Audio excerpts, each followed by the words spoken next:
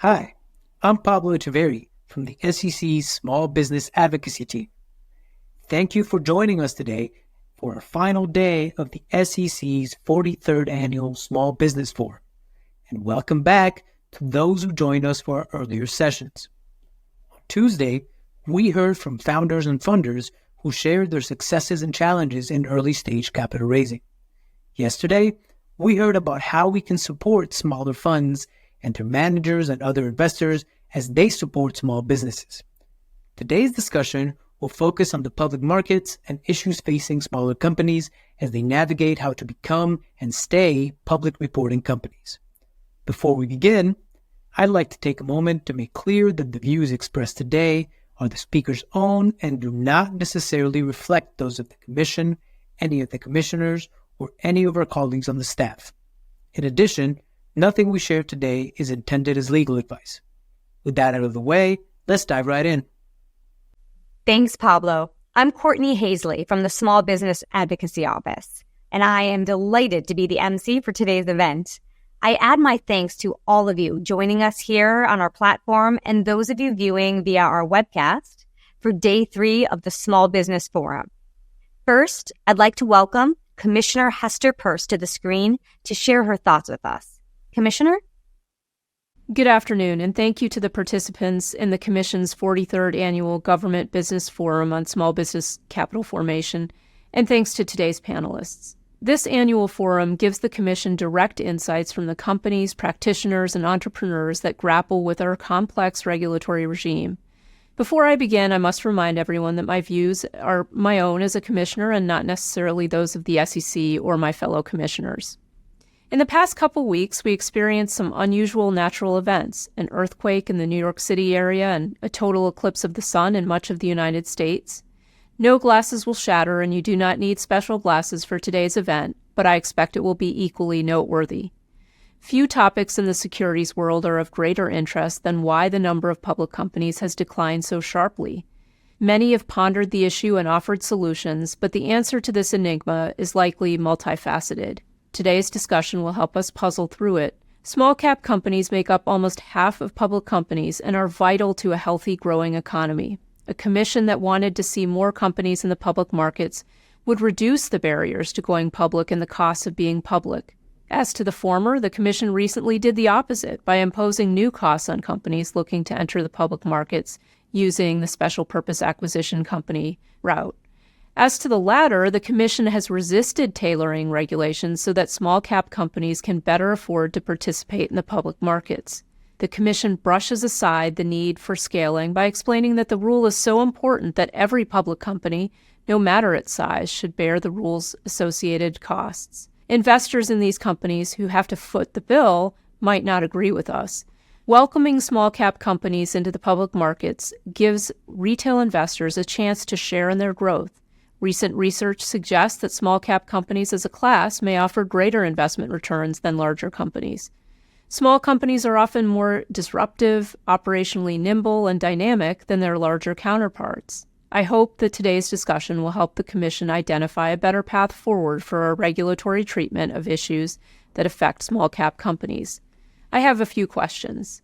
First, as I mentioned, over the last few years, the Commission finalized many corporate disclosure requirements without meaningful tailoring. Which requirements are or will be the most onerous and unnecessary for small-cap companies? Second, should the Commission tailor for small companies other requirements that have been on the books for longer? And third, would it help small-cap companies if the emerging growth company status lasted 10 years instead of the current 5? Fourth, the 2023 annual report from the Commission's Office of the Advocate for Small Business Capital Formation recommended aligning the SRC and non-accelerated filer categories. The report argued that this would allow SRCs to enjoy all the benefits of being non-accelerated filers, namely the exemption from the auditor attestation requirement under Section 404B of SOX. Should the Commission adopt this change? Fifth, I've heard reports that smaller reporting companies have lost their SRC status due to temporary variations in their public float, which governs SRC eligibility. Should the Commission calculate an SRC's public float based on a rolling average, say over the course of a year? 6, today's discussion may touch on the sparse research coverage of small-cap companies compared to larger public companies. What, if anything, could the Commission do to address this problem? For example, should the Commission revisit the withdrawn no-action letter that allowed broker-dealers to comply with European regulations by receiving separate payments for research without having to register as an investment advisor? 7th, another frequently cited issue is the disappointing liquidity that some small-cap companies face when they're listed on exchanges. Can we do anything to facilitate exchange experimentation with different approaches to cultivating better liquidity? 8th, today's discussion may also cover the initial public offering process. Is going public through a SPAC still a viable path for private companies, given the Commission's recent rulemaking? And what reforms to the traditional IPO process, if any, would improve the process for smaller potential public companies? 9th, some evidence suggests that Reg A is underused. From July 2022 through 2023, Reg A offerings raised only $1.5 billion compared to $17 billion for traditional IPOs and $3 trillion for Reg D offerings. Is Commission preemption of state blue sky laws for secondary transactions of Reg A Tier 2 securities necessary to make that a viable path? Should the Commission consider other reforms? Thank you for your answers to these questions and for the rest of your discussion, and I look forward to hearing your recommendations.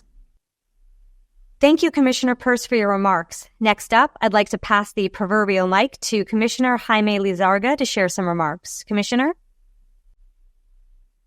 Good afternoon. It is a pleasure to address the 43rd Annual Small Business Forum. In 1980, Congress required this annual forum to assess the state of play in small business capital formation, one of the 3 fundamental pillars of the SEC's statutory mission. With U.S. equity markets representing nearly half of the world's equity market cap, today's discussions on lessons learned from going public and staying public are timely and on point. Fulfilling our capital formation mission in as broad-based a manner as possible includes promoting and facilitating robust participation by small-cap companies in our equity markets. There is a lively debate about the widening gap between capital raised in private versus public markets and the possible risks and implications of this trend. As a general principle, retail investors benefit when companies go public. It results in a higher supply and greater diversity of companies to choose from when making investment decisions.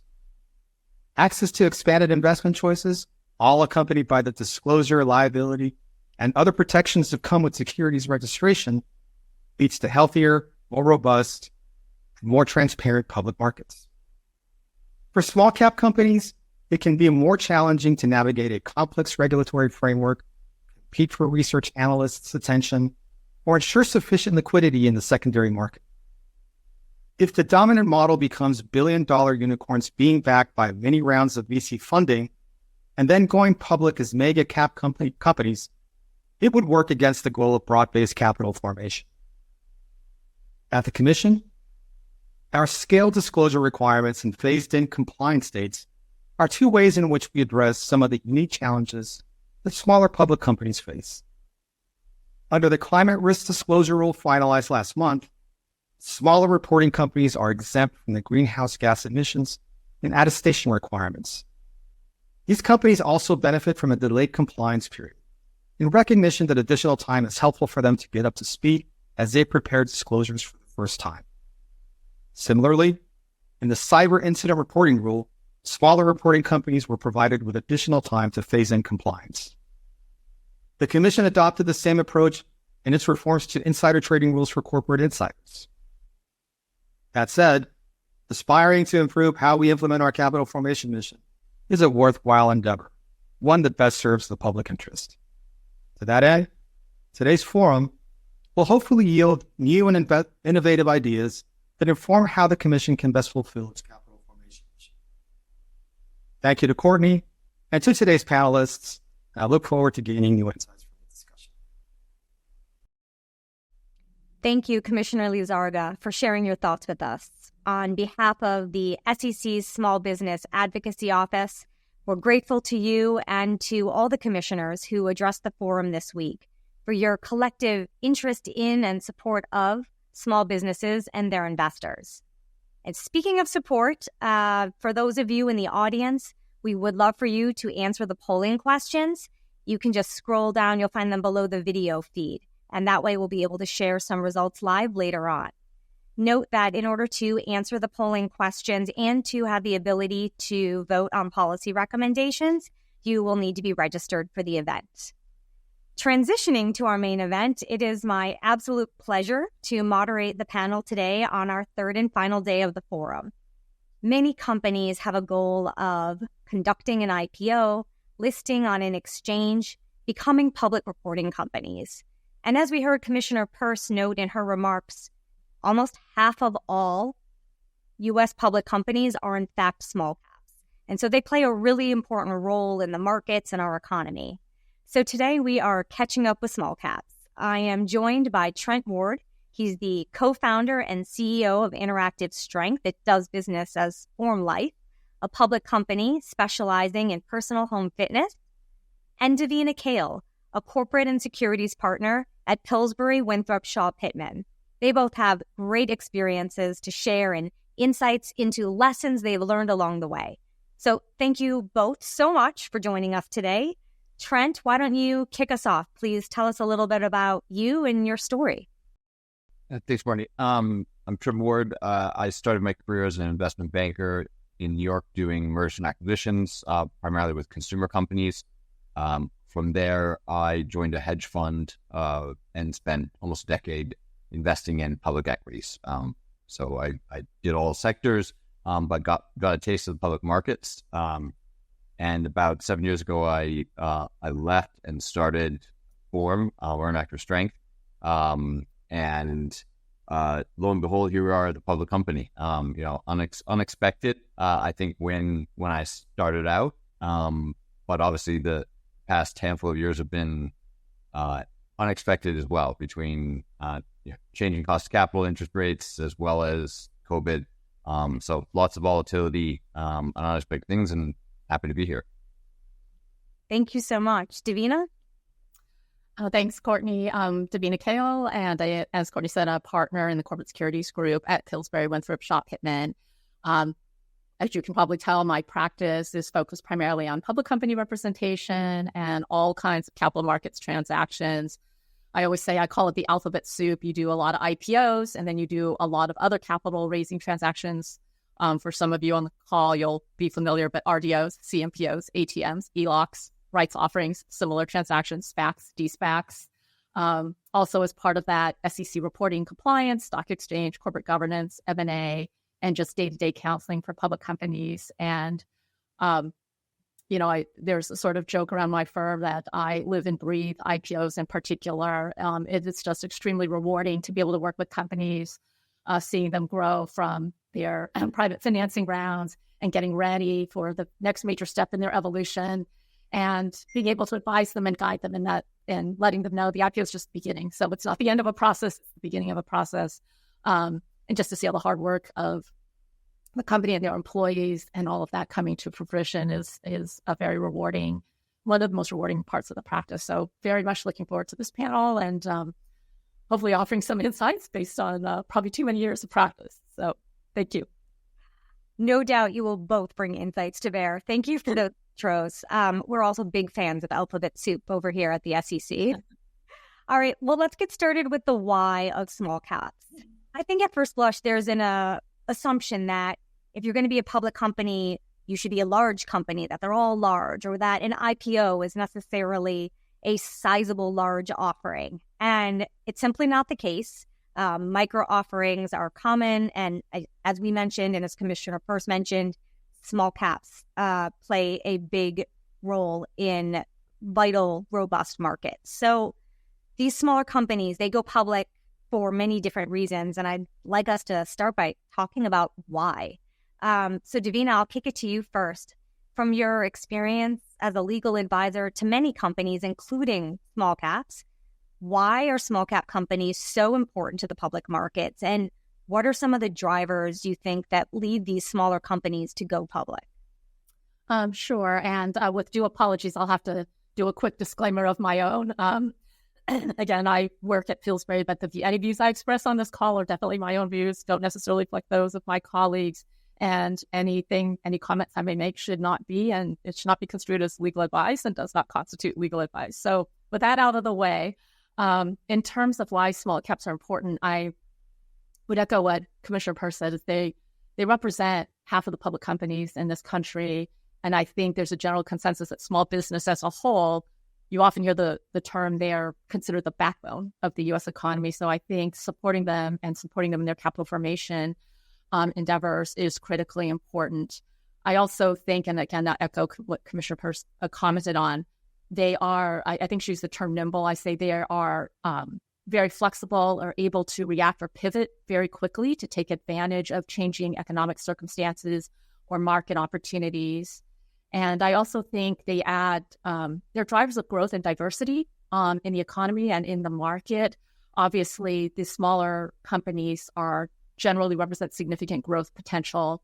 Usually at the time they're getting ready to look at accessing public capital markets, they're poised for growth. That's why they're going public. That's why they're looking to raise funds at that stage and in that volume. I also think, and this is more anecdotal, so I don't have statistics to back this up, but my impression is the smaller cap companies also tend to represent a much broader range of industries than the mega cap companies. It's not just tech, it's retail, et cetera, it's other areas. But sort of a subset of that I think is worth mentioning is they represent a lot of innovation and represent dynamic and emerging sectors. And even more important than that, I think sometimes many of those companies are focused in areas or sectors that, I don't know how to best characterize it, but I think can bring a lot of value beyond just the pure economics. And the easiest example for me that comes to mind are life sciences companies. So I would throw in there, med tech, biopharma, health tech companies tend to be in that space and tend to be in the smaller cap space as well. I think on sort of the flip side of it, from an investor perspective, I also think small cap companies also offer a lot of opportunities and diversity because they might be less likely to attract what we would call the traditional institutional investors.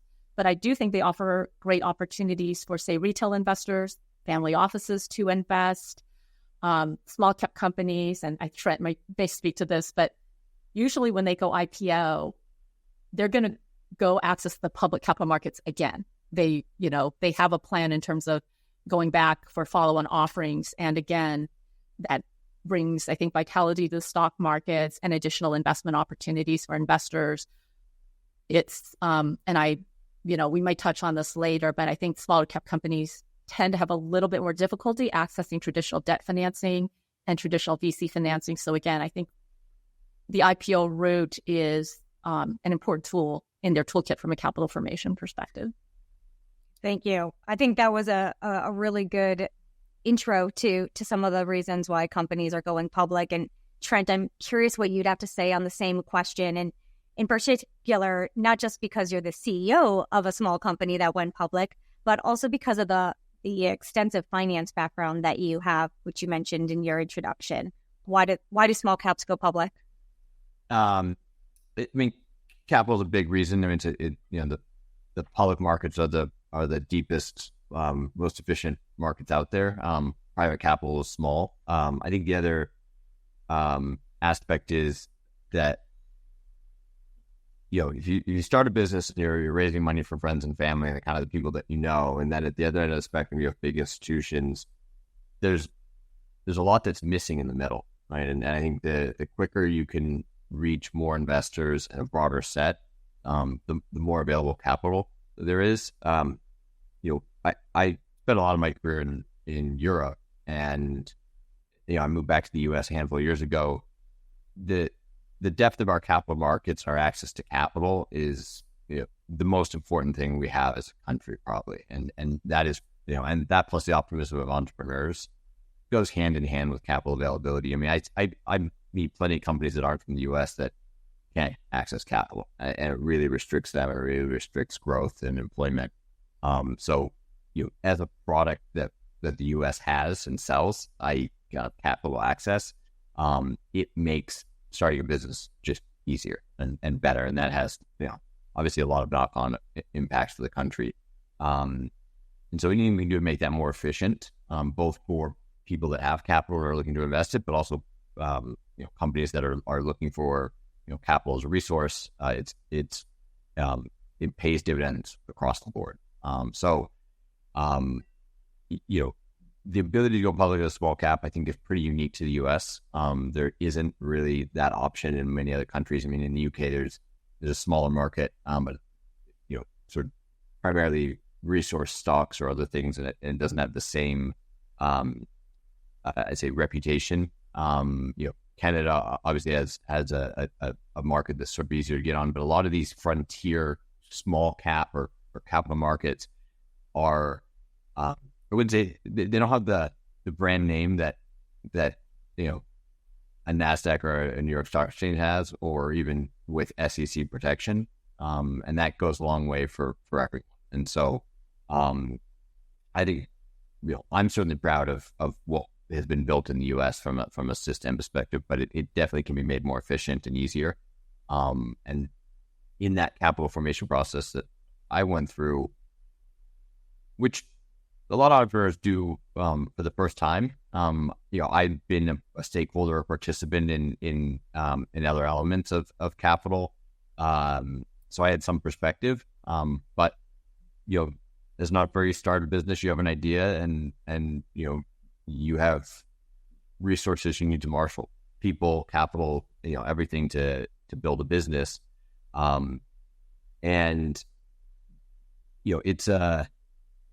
It's you oftentimes don't know where to go. And your most scarce resource is your time, and it takes a long time to meet people, to talk to investors. Then actually puts you into talking to bigger pools of capital, which means institutional investors. And I think the VC community and the the decacorns and the unicorns that we all see get all the press, but venture capital, and as it's structured and as an industry, is a very specific tool. It's not the only product for early stage capital, the one that gets all the headlines and it's there, but they have a specific business model of a power law return. They're looking for specific types of companies, it's demoralizing for a lot of companies that don't fit that model, because they take it as a mark on them, and they don't realize that it's sort of different strokes for different folks, right? The product that VC sells is one specific type of business, but there's a lot of other types of businesses that can be successful and generate returns for investors that need access to capital. And that's where I think a broader market and access to capital and kind of more diverse companies is the right answer, and that I think that's the opportunity. There is some crowding out, I think, of people or businesses trying to fit into the VC model and assuming that's the only path. And there are unintended consequences in that, namely signaling effects of those investors. If you don't quite fit the path, you can end up off the path, and then you don't have an opportunity to raise capital. There's asymmetry in private markets in a way that it's very challenging for companies to raise capital when an existing investor is no longer raising capital. Peter Lynch said, there's lots of reasons that people sell shares or don't invest in a company. There's only one reason they buy. And it's hard for investors to decode that, or if you're trying to attract capital from somewhere else. So I think the early stage capital process is narrow in terms of where most of it is, and broadening that path to allow businesses to grow and to access bigger markets is critical. I think there was a really positive and welcome message in what you just said to folks listening and to all the entrepreneurs out there, right? It fits this theme of there is no one size fits all, there is no one path. And I appreciate you bringing that to the table. I hope we'll also be able to tackle a little bit later on. You said there were some opportunities to make capital raising a little bit more efficient. So I'm interested in your thoughts on that once we get there. Before I segue into the next topic, I want to make a shameless plug to the audience for submitting questions. Please, if you're tuned in and you've got a question for our panelists, I think you can see that they are ripe and ready to share their insights. So write it into the chat and we can address it later on. I'd like to take us now into the process of going public and some IPO challenges. Trent, you and your co-founder, you grew Interactive Strength through private financing. You mentioned it wasn't a typical financing pathway that you took as well. And you recently went public. I don't know if everyone in the audience knows, but you're just shy of your 1-year anniversary, right? We are. I think so. Yeah. So kudos. It's probably been a big year. But can you tell us some of the considerations that led you and your team to take the company public, and then talk to us a little bit about that IPO experience? So going public for us was accessing a new set of investors that were a better fit. And what I mean by that is we're a capital intensive business. And we're also a consumer business. And in early stage capital or pools of capital, you can find specific investors that invest in capital intensive industries. And you can find investors that invest in consumer businesses. There's not a lot of overlap between those two. And part of it's to do with unable to de-risk the demand side, right? You spend a lot of money building something and then you don't know if consumers will buy it. And that sort of it's a payout structure doesn't fit. Consumer businesses tend to spend a little bit of money and get some proof points and kind of build. You sell a few stores, then a few more, and then you grow. Capital intensive businesses tend to find a reference client that de-risks some of the investment. And so we naturally had a very narrow group of potential investors, and we weren't the first in our space. And so when we looked at that.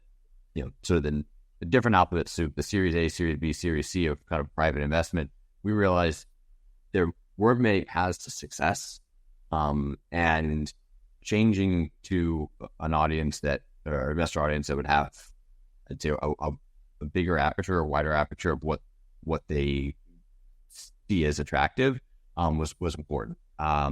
We are a consumer product and visibility. There's a lot of overlap between investors who have capital to invest as well as people that would buy our product. So there's some benefit from that as well. And I think when we decided in the spring of 22 to go public, I think we'd already had some changes in the cycle. The market was turning. We'd made it through COVID to some extent, but we were into the rate rising environment. I think it was clear that there were a bunch of companies that had made good products, but with all the demand pull forward, and all of, I'd say, the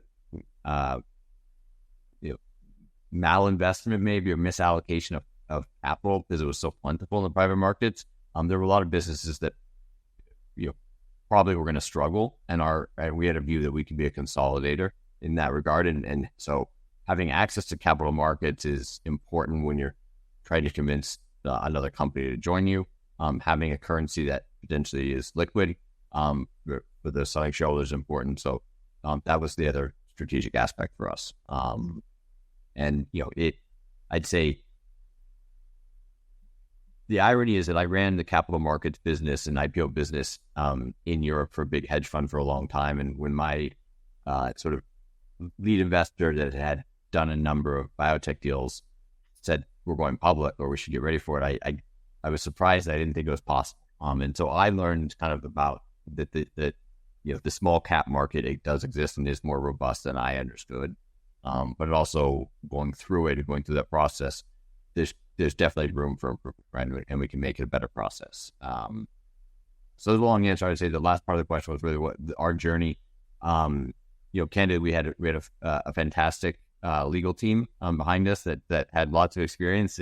Full disclosure, Davina was our lead partner for our IPO, and I think she mentioned she had done probably 200 IPOs, and so I got a legal education kind of way through it, but was, I felt I understood why we were doing things from an SEC perspective and the what had happened to reach those conclusions and how things would be enforced. And so candidly, our path was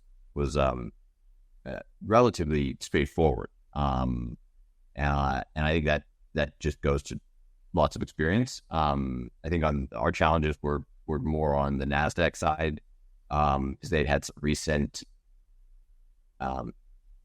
strange trading with IPOs where very concentrated books and they didn't trade properly, I would say, and it was just happening right as we were going public, and so they had a heightened concern around it, and we sort of got caught up in the ambiguity about how to enforce the rules at the moment, which wasn't helpful, because there wasn't case history in it. It was new, and they were trying to figure out how to maintain the integrity of market, but also keep a business going. And I'd say the biggest challenge and the things we were least prepared with were really around audit and financials. Just the level of detail that was needed, even if it didn't really have any meaning on the numbers or kind of information for investors, but it was required under GAAP audit, and that felt inefficient in a short word.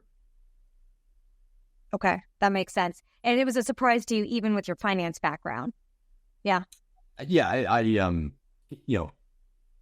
I had been outside the U.S. for about 10 years, and so I was dealing in mega caps, so I just sort of assume, and we were big fund, very focused on liquidity. Small for us was under $1 billion, and we didn't really touch those types of companies. So I had a biased view, kind of from that perspective. But I think I started to see a number of platforms that I run that started one around kind of finding capital for Main Street and small businesses and SBA stuff, and that kind of very, very nascent level of capital formation is exciting, because I think it's incredibly helpful, and it's great for people who want to invest in businesses they understand and can touch and feel. And I think public markets can be intimidating, and it's great for small investors. But there's a lot of room in the middle there where companies kind of need capital. That I think that's probably what we're talking about now. Yeah. Thank you for that. Davina, from your perspective, how if at all are IPOs, the IPO experience, that process, different for small caps? Are there micro cap specific IPO issues that you and your teams tend to run across that you don't encounter in the larger offerings? Yeah, and sure. First, Fred, thank you for the very kind words. And I, before I address that question in terms of and I guess it relates to it, but in terms of the process, and particularly on Trent's IPO, I think one of the reasons it's very smooth is honestly on Trent's side and his whole management team, very engaged process, which was extremely helpful. And I honestly, lawyers work 24/7. I think on the IPO, Trent also worked 24/7. So, obviously, kudos to him, and I think he sort of was the key in the success of his process. But in terms of differences in the IPO process for small cap versus, say, a mid cap deal, I think, two come to mind. One is more general and obvious, which is time, cost, and resources. So I always, when companies say, thinking about going public, what should we do? And I said, well, as an attorney and in terms of deal execution, as much as you can prepare in advance before you actually kick off the process is great. That is very difficult for a small cap company because they are resource constrained, they are cost constrained, and obviously getting ready means necessarily investing in a lot of resources that you might not otherwise do at that time, and resources you may not have. And that includes, quite frankly, outside advisors, getting lawyers involved, getting your auditors involved, getting an IR firm involved, hiring internally for the infrastructure for SEC reporting experience, if you want in-house legal with SEC reporting experience. So I think for small cap, our sort of the mid cap deals I've worked on, companies have been much more in a better position to devote and allocate those resources to getting ready ahead of time, so that once we have the first quote unquote organizational meeting, they're sort of already ready. All of the stuff we could have done in advance is done. And now they're just focused on IPO execution, and they also get to still focus on running the business. They're not getting pulled in 10 million directions. Obviously, for a small cap company, that is a very difficult ask because, as Trent said, the most valuable asset they have is time, and they don't have a lot of it. And obviously, the next valuable asset is cash and capital. If they had a lot of that floating around, they probably, wouldn't be eyeing the capital markets at that particular moment in time. So there's a bit of a tension there. So I think that makes the process harder. Trent alluded to it. Just some of the process requirements that you go through. Sometimes it's easier for a larger company because they kind of are either exempt or it's easier for them to meet certain requirements and thresholds. Trent touched on one, which is a little more granular, but deals with execution. For NASDAQ, for example, I do think there were some issues maybe with some recent IPOs that did not perform well. And obviously, from a stock exchange perspective, you would prefer to have companies that list and then continue to maintain that listing and thrive on the stock exchange versus having issues right off the bat. So there were additional, I'll just say, steps that were implemented that could become, additional hurdles. And I think the worst case is they can actually delay the deal. So you've got your investors, the deal's allocated, but because of, and I want to be very general, but extra steps can sometimes actually delay your ability to price and finish your transaction. And the other one, which I think isn't as obvious, is that for a mega cap company, remember their materiality threshold's pretty high. For a smaller cap company, that materiality threshold is pretty low. And Trent, you and I may have discussed this, but you said, well, should we disclose? Should we not disclose? And I said, well, you should assume the starting point for you is the presumption is everything's material because it's a smaller company. So whether it's a quantitative or a qualitative threshold you're using, in a way, the process is harder than it is for a mega cap company because you have to disclose a lot more and the analysis is a little bit harder and it's just honestly more work. And we'll talk about this later, but in terms of making the process more efficient, and Trent heard me say this a lot too, the cost of going public is at least the same, if not inversely proportional to the amount of dollars that you are raising, because you still need to do the audit. You still need the lawyers. You still need to go to the SEC and you still need to go to the stock exchange process. And as a public company, you're subject to the same reporting regime, some disclosure accommodations, but for the most part, the same reporting regime as $1 billion market cap. So, I think those are all sort of factors I think about in terms of differences between smaller cap IPOs and micro cap IPOs and the mega cap IPOs. That's good. I'm glad you finished us off with the topic of frictions in the IPO process, because I wanted to go back to that. And Commissioner Peirce asked us in her opening remarks to consider, could there be any reforms made to the IPO process that would improve it, from the smaller company's perspective?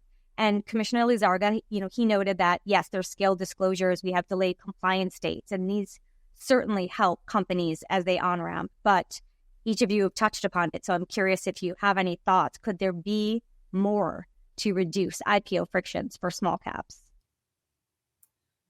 Yeah, I think Trent probably has a lot of thoughts on this because I know he just went through it. I do think the scale disclosure accommodations are very helpful, and I will say from an and on the legal side, not on the audit side, but from the legal side, I think the SEC process tends to be pretty smooth, whether you're a small cap issuer or mid cap issuer. The disclosure and the rules are very, very clear. Having done this a lot, the expectations of what the staff is looking for, and you can sort of anticipate and make sure that the disclosures there are transparent, addressing the issues that, especially ones that are hot button items for the commission at any given point in time. So that process is good. I think sort of the things I think about may be more applicable in terms of the on-ramp for smaller cap companies once they become public and staying public. I think about it as a continuum. So smoothing out the process or making it more efficient during the IPO, but helping those companies continue to avail themselves of some of those accommodations going forward. Commissioner Peirce touched on some, the EGC on-ramp, 5 years, 10 years Obviously would be great. I suspect there'll be a lot of resistance to that, but I would propose a compromise somewhere 7 years, somewhere in that time frame. The commissioner also touched on this, and probably if there's other securities lawyers on the call might echo this. The non-accelerated filer SRC definitions and the changes there. We spend an inordinate amount of time counseling clients on that, especially right after IPO, because we know the rule's cold, but for every client, we need to go through and literally pencil it out because the exit, the entry, the thresholds. Some consistency there.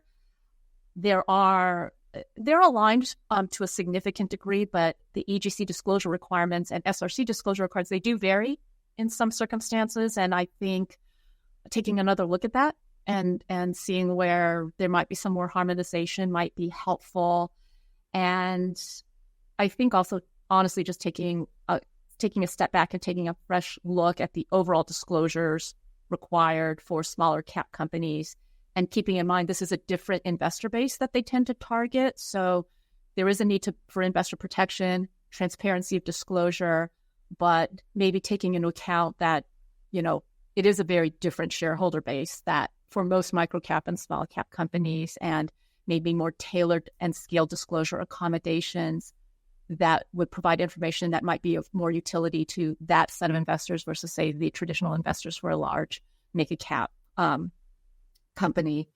I also sort of, I'm always intrigued about Reg A Plus and why it isn't used more. And so in my copious free time, I might take a look at Reg A Plus and that process and see if there's anything that can be ported over from a small microcap IPO process in the course of, the regulatory view system.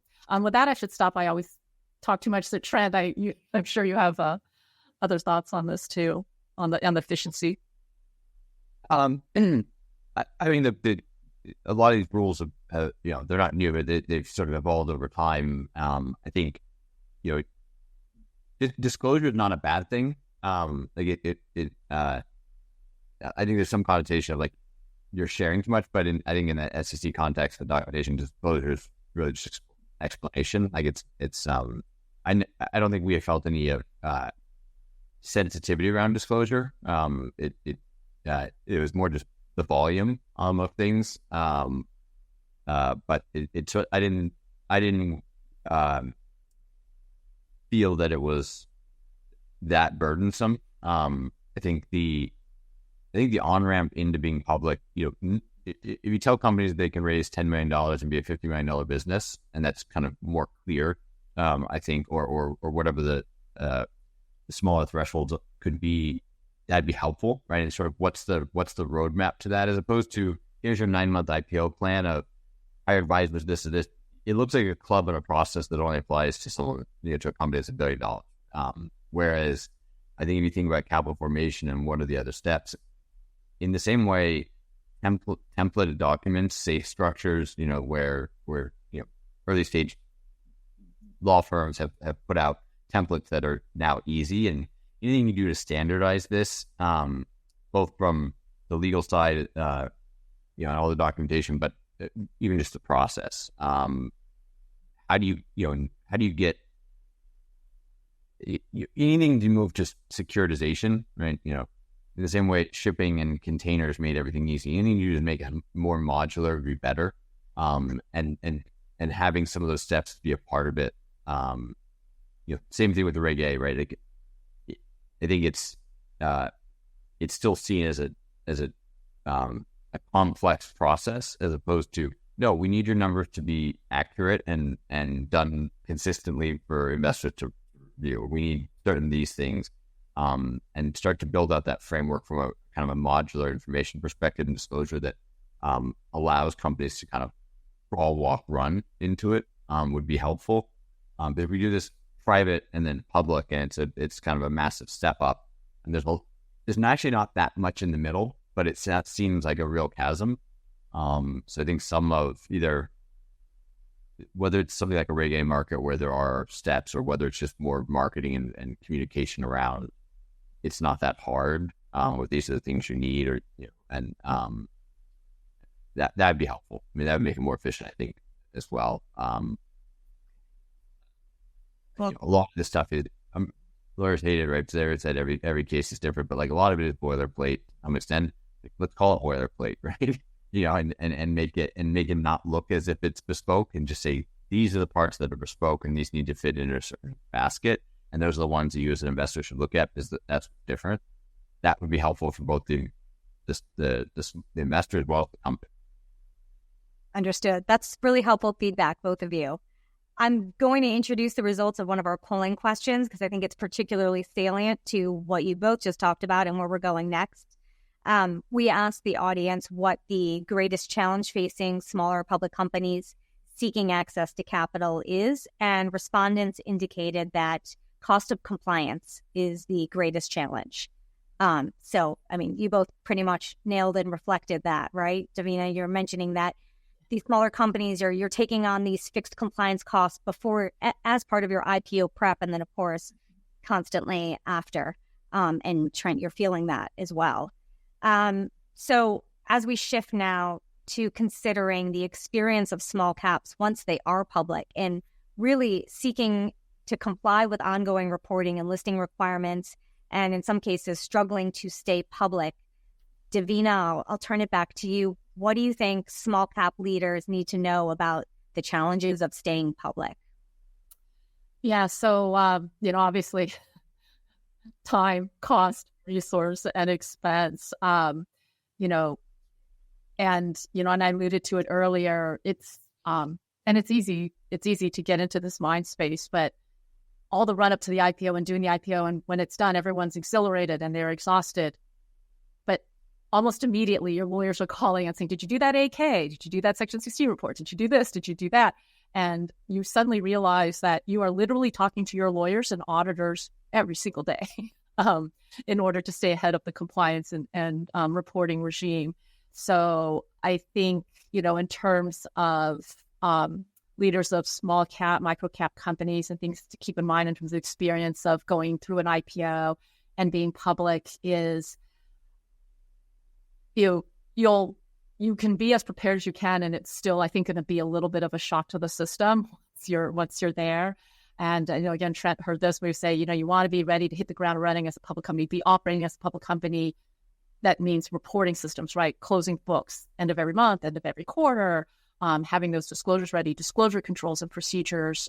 There's 1 million 8K triggers now. Make sure your team knows that. Your lawyers will ask, but we don't know what's going on a day-to-day basis inside the company. Again, smaller cap companies, threshold is low. So many things you do will trip an 8K for you, which may not trip one for, a larger company. So, I always say preparation, being very well versed in what's required as a public company, not just on the reporting, but also on the liability side.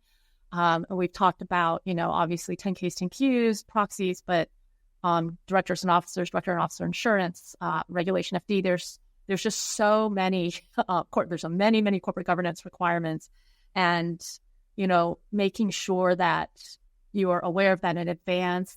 Again, tight resource allocation, but having that ready in advance. And then just don't be surprised by the fact that all that time and money and effort that went into the IPO, as soon as you're closed and the money's in the door, you're devoting almost that same level of time, resources, and expense on a day-to-day basis going forward to stay public. And we have seen a lot of small cap clients run into this, which is they go public, the stock price pops, everything's great, and then there's this gradual trickle down in the stock price. So the other thing I always caution them to be aware of is the ability to maintain listing. So think about it when you're going to go public. It's not just getting the IPO done, but your ability to stay eligible on NASDAQ or New York Stock Exchange, and recognizing there'll be a lot of stock price volatility.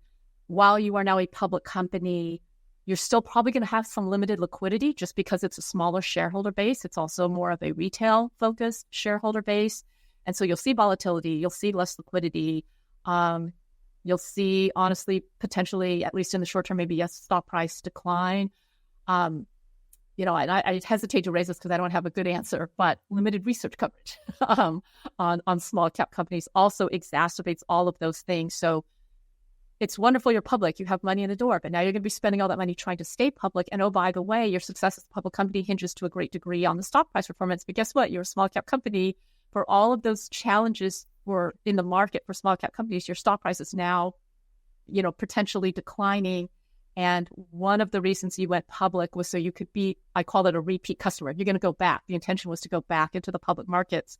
If your stock price isn't performing great, that makes it harder, and might be a little bit off category, and we may talk about it later. But I also caution them that the other thing going through an IPO process is, as a small or micro cap company, you'll need service providers, but depending on the size of your deal, let's say the universe of, investment bankers that might be focused on that market size may be much more limited than, say, for a mega cap issuer. And so, similarly, legal services, IR firms, all service providers that help during the IPO process. So, if I was advising a company ready to consider going IPO, but they're small micro cap, I said, factor all of those things in. Just, you don't know what you don't know, but be prepared. If you have a trusted advisor, ask questions. They do it for a living, right? So you're going to hopefully do this once or twice.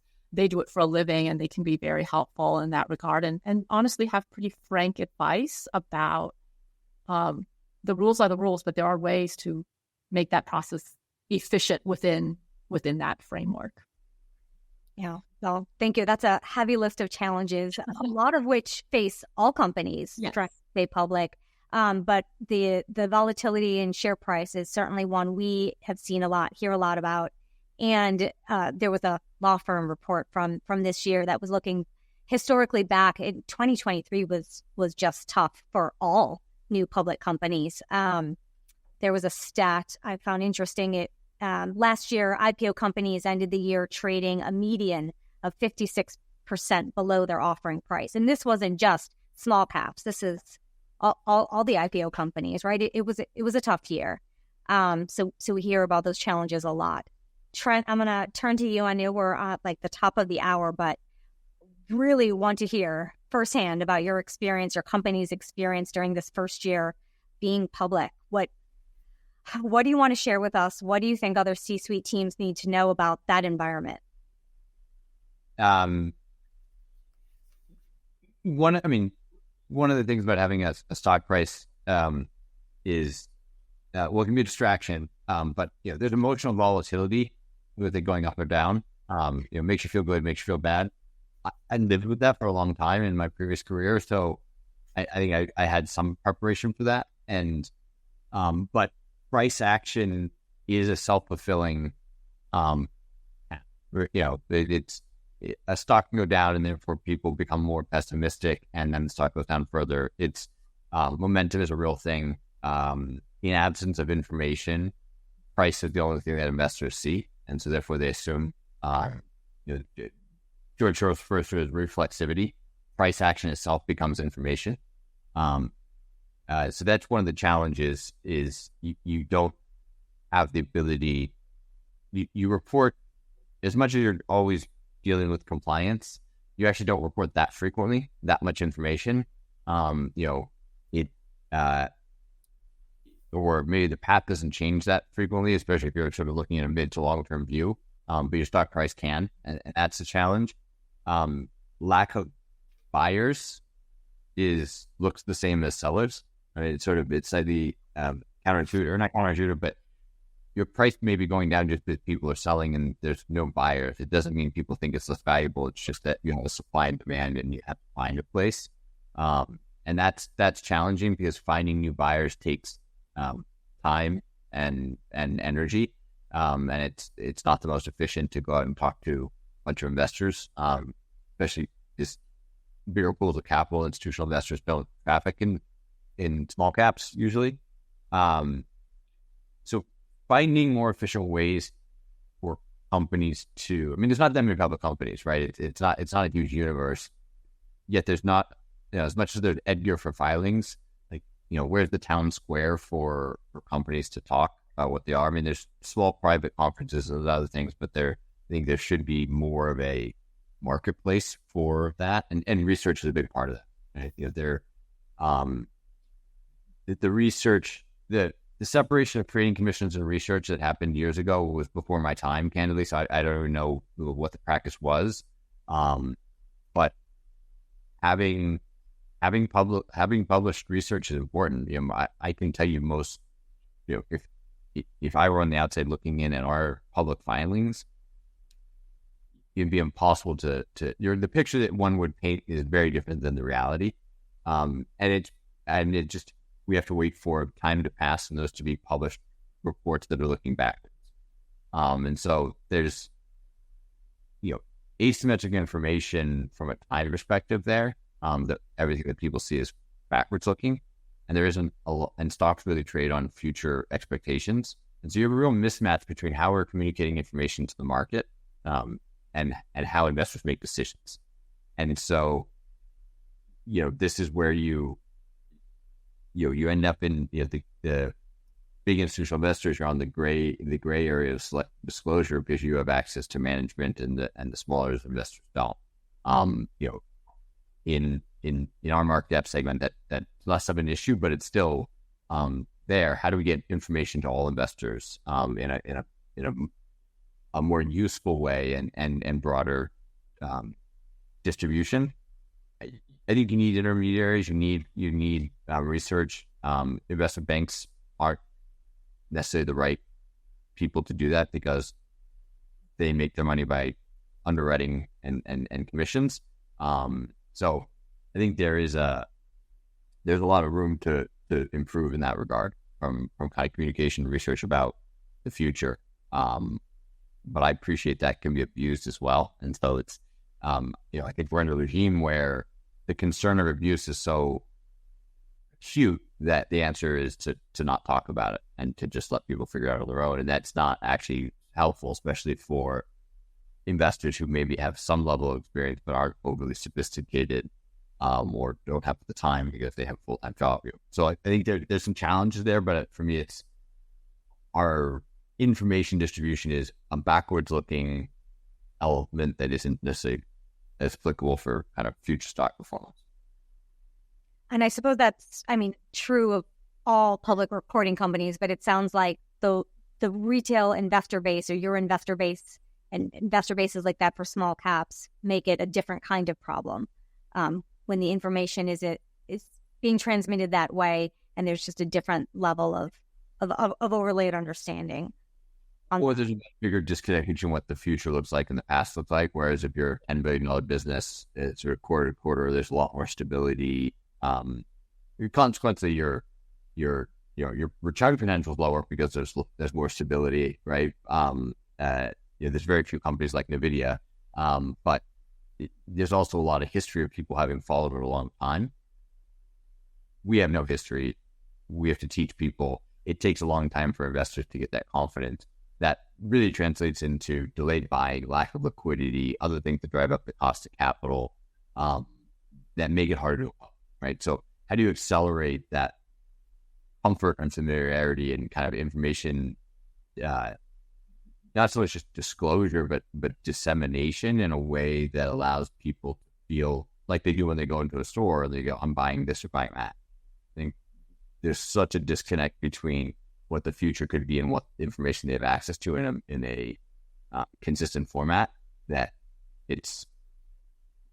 I'd say the number one piece of information that investors in this market cap segment look at is price action. And so then it's just about momentum, and it's just about trading and liquidity, and that becomes self-fulfilling to the negative, more so than to the positive. Yeah, understood. Thank you both. I'm conscious of the clock here. I love what I'm hearing, and I hate to cut us short, but I want to give us some time for the audience Q&A, which has been very active while we've been chatting. So to help us with Q&A, I'm going to invite Stacy Bowers, the director of our small business advocacy team. She's been monitoring the chat, and she's going to take us through some questions now. Stacy. Thanks, Courtney. So Trent and Davina, I've really enjoyed hearing both of your insights into why companies choose to go public, what they should consider as a part of the process, the challenges that they face. And so as Courtney said, now I'm going to try and bring in some questions from our audience. Some of those came in via the chat. We also got some questions earlier on in the registration process. And so I'm going to start with a question that came in from the chat. And Davina, I'm going to put you on the spot a little bit here. I apologize. That's all right. So Erlinda in the chat asked, under what circumstances or what stage of the business would you typically recommend doing a Reg A offering, sometimes referred to as a mini IPO, instead of going through an IPO for small caps, whether it's a tier 1, which is up to 20 million, or a tier 2 up to 75 million? And I know you touched on this a little bit earlier, but could you add some extra thoughts here?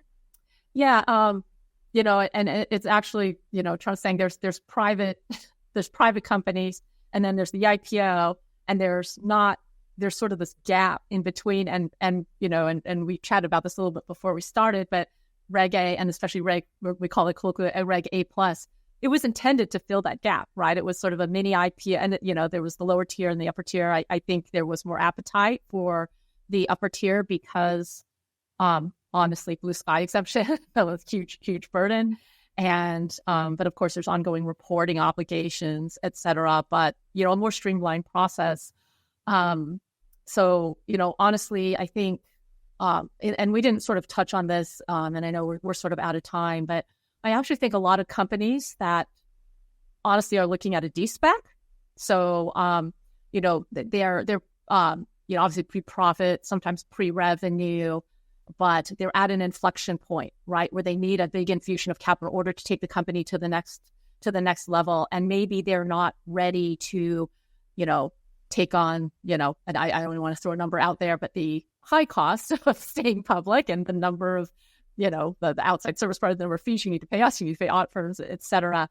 But I don't want to say emerging growth because we use that term a lot, but companies that are sort of poised at that inflection point, need that influx of cash, understand and still have the ability to have the resources to, be compliant because there is ongoing reporting, and have kind of that significant growth potential. And so I was thinking about this question. I said, actually, I would take a hard look at those companies that were looking before the new rules, looking at a potential exit via de-SPAC. And Reg A Plus might actually be a good avenue for them because they can access more capital. They can provide some, they need to provide some disclosure. It is a mini IPO, right? And that, with sort of the, inadvertent or intentional sort of chilling or slowdown of the de-SPAC market, I think that might be a, company sort of in that sweet spot. Honestly, companies that are looking at IPOs, obviously under a 50, I would say in a $10 to $20 million range might look at a Reg A Plus transaction as well. It is also more of a retail-based component. So companies that think that their current target investor base but want to diversify that investor base, I think those would be good candidates to look at Reg A Plus. And I was sort of joking about it earlier, but I'm actually sort of serious about it. At some point, I would love to do sort of a deep dive into the psychology of why Reg A Plus hasn't been a more attractive option. And the two things I've heard, and it's just anecdotal and not scientific, was still some, I'll use the term sort of a stigma attached. We were Reg A Plus. We didn't really do an IPO. We are reporting we're on NASDAQ, but we weren't good enough to do a regular IPO, which isn't necessarily the case. And the other, and Trent might nod his head, is that the Reg A Plus process wasn't necessarily faster, cheaper than doing a regular IPO when all was said and done. And if you're going to do that anyway, why not?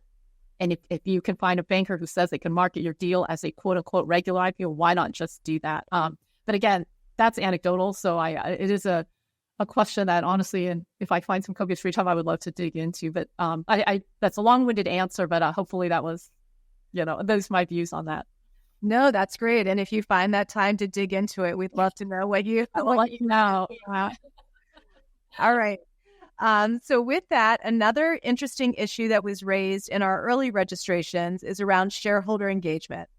And that is including understanding who your shareholders are, communicating with them effectively, managing shareholder activism, Davina, I'm going to come back to you first. In your experience, how have you seen small cap companies managing the challenges of shareholder engagement?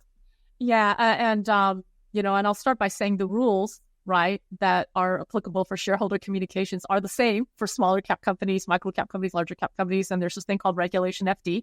So we need to be mindful of that. So,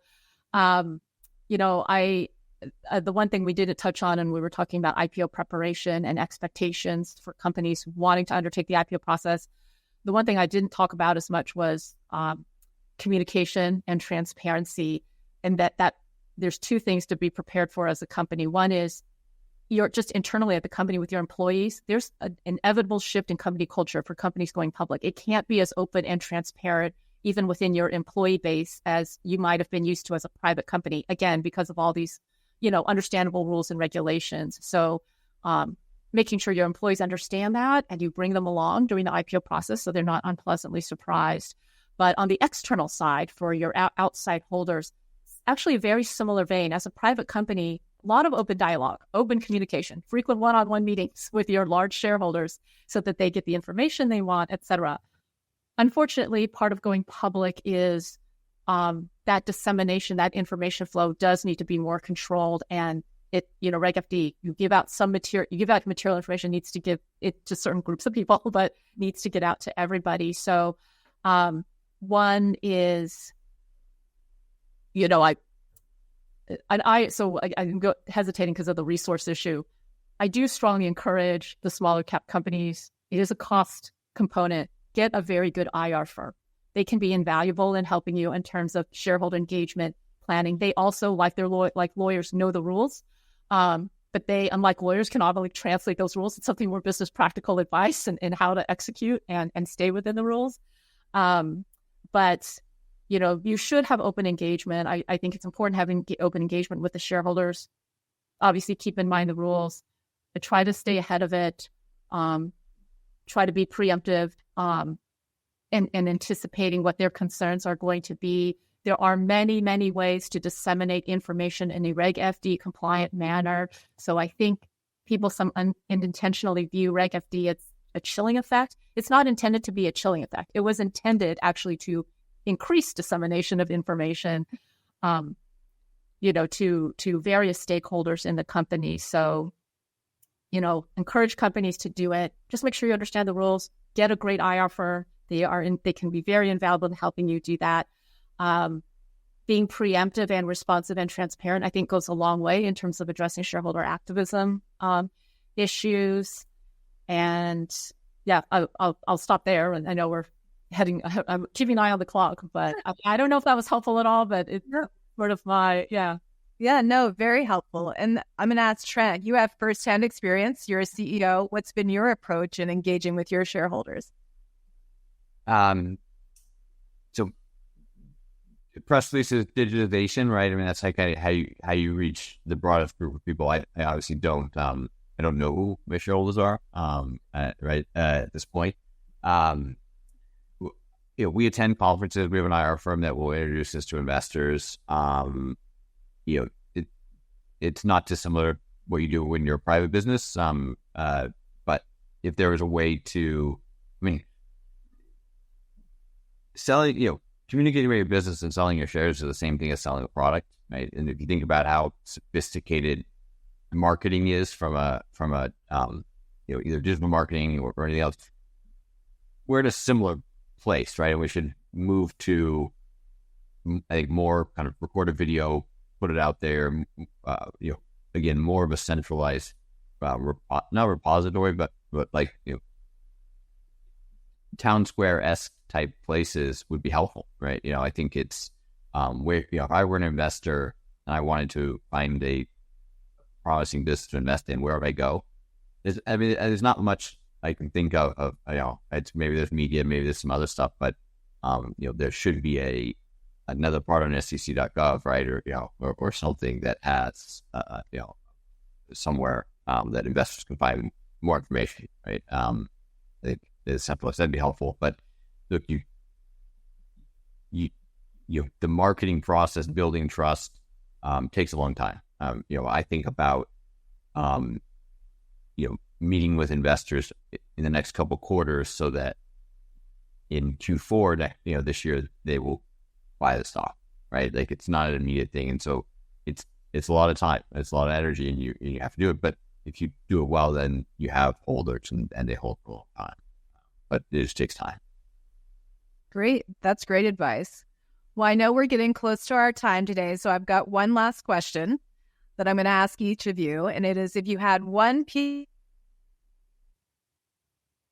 audience carries away with them from today's session, what would it be? And Trent, I'll go to you first this time.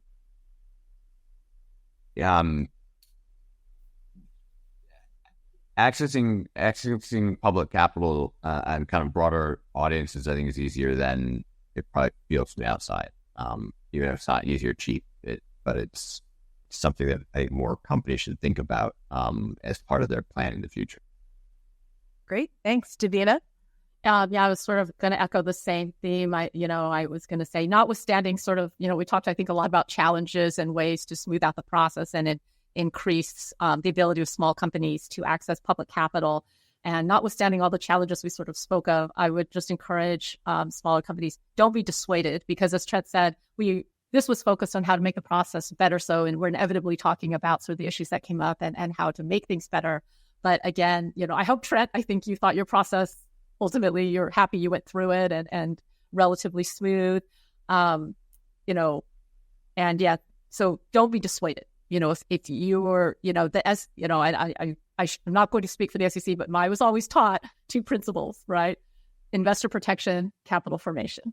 And yes, there's a tension, but I think as a general, the regulatory regime has done a great job of balancing both of those concerns. So if you're a company looking to go public, Reg A Plus, mini IPO, traditional IPO, please don't be dissuaded. There is a market out there. You're a critical component of the capital markets as well as the overall U.S. economy. And the last piece is, obviously, don't be dissuaded. Also be prepared. Great. Well, that's great advice to leave the audience with. So it's time to wrap things up today. So I want to say thank you again to our panelists, Davina and Trent, for sharing their perspectives with us. We really appreciate both of you taking time out of your day to join the SEC's Small Business Forum. And with that, I will turn it over to my colleague, Amy Reischauer, to wrap us up.